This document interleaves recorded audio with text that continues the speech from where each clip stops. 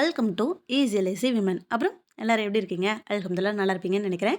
இன்றைக்கி நான் என் பிள்ளைங்களுக்கு லஞ்ச் அண்ட் ஸ்நாக்ஸுக்கு என்ன பேக் பண்ணேன்னு உங்கள் கூட வந்து ஷேர் பண்ணிக்கிறேன். ஸ்நாக்ஸ்க்கு என்னடா செய்கிறதுன்னு யோசிச்சிட்டே இருக்கும் பொழுது இந்த பால்வாடியில வந்து சத்து மாவு பேக்கெட் தருவாங்க இல்லையா? அது ஒன்று எங்களுக்கு கிடச்சிது. சரி அதை வச்சு இன்றைக்கி வந்து சத்து மாவு உருண்டை வந்து செஞ்சிடலாம் அப்படின்னு சொல்லிட்டு அதுதான் வந்து செஞ்சேன். இது கண்டிப்பாக எல்லா பிள்ளைங்களும் எல்லா பிள்ளைங்களும் இல்லை, எல்லா பெரியவங்களும் சின்ன வயசில் வந்து கண்டிப்பாக சாப்பிட்ருப்பீங்க. இப்போ கூட சாப்பிட்லாம். டேஸ்ட் அப்படி இருக்கும்.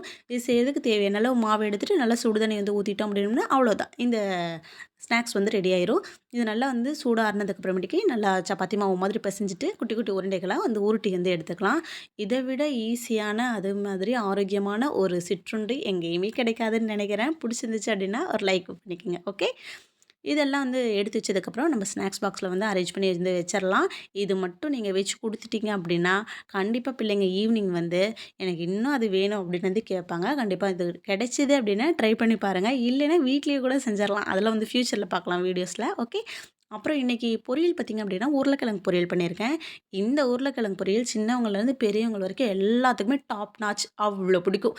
இது ரெண்டும் நீங்கள் வச்சு விட்டீங்க அப்படின்னா கண்டிப்பாக ஸ்நாக்ஸ் பாக்ஸ் ஆகட்டும், பொரியல் டப்பாவாகட்டும் காலியாக தான் வீட்டுக்கு வரும். ஓகே. இதை எப்பயும் பேக் பண்ணியாச்சு. மெயின் டிஷ் பார்த்துருவோம். மெயின் டிஷ்க்கு இன்றைக்கி வந்து சுரக்கா போட்ட சாம்பார் தான். சரி, ஓகே. சாதத்தில் சாம்பாரை ஊற்றி நல்லா மிக்ஸ் பண்ணி பாக்ஸில் வந்து போட்டாச்சு. அவ்வளோதான். இன்றைக்கி நான் என் பிள்ளைங்களுக்கு கொடுத்து விட்டது சாம்பார் சாதம், உருளைக்கிழங்கு பொரியல், அதே மாதிரி ரொம்பவே ஆரோக்கியமான சத்து மாவு உருண்டை. இது 3 தான் வந்து கொடுத்துட்டேன். நீங்கள் உங்கள் பிள்ளைங்களுக்கு என்ன செஞ்சுவீங்க அப்படின்னு சொல்லிட்டு கீழே வந்து கமெண்ட் பண்ணுங்கள். அடுத்த ஒரு வீடியோவில் வந்து மீட் பண்ணுவோம். இது உங்களுக்கு பிடிச்சிருந்துச்சு அப்படின்னா நம்ம சேனலை சப்ஸ்கிரைப் பண்ணிக்கோங்க. ஒரு லைக் ஒன்று பண்ணிக்கோங்க. மீண்டும் சந்திக்கலாமா? அஸ்ஸலாமு அலைக்கும்.